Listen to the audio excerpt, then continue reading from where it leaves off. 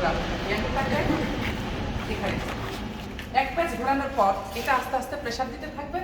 এই যে একটা দুইটা কাটা দেখছো, এই লাল কাটা সহ কালো কাটা সহ এই উঠতেই থাকবে উঠতেই থাকবে। আর প্রত্যেকটা দাগের মান কতটুকু কত, প্রত্যেকটা দাগের মান হলো 5 কিলোমিটার। 5 কিলোমিটার, ওই ছোট ছোট প্রত্যেকটা দাগের মান 5 কিলোমিটার।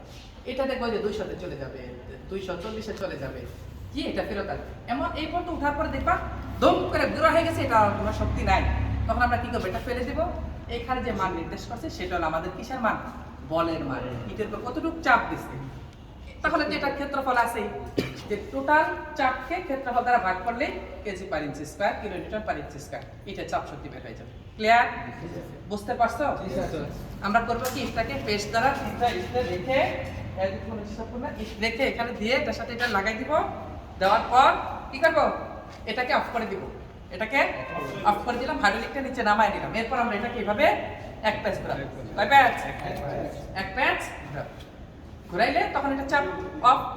এটা যতক্ষণ পর্যন্ত ইয়া হবে ঠিক ততক্ষণ পর্যন্ত দম করে যেরকম গুঁড়া ছেড়ে যাবে তখন আর এটা চাপ বাড়বে। বুঝতে পারছেন? ভাঙেন স্যার এটাকে।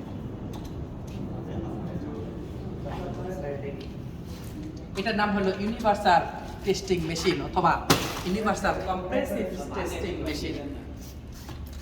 বুঝতে পারছেন?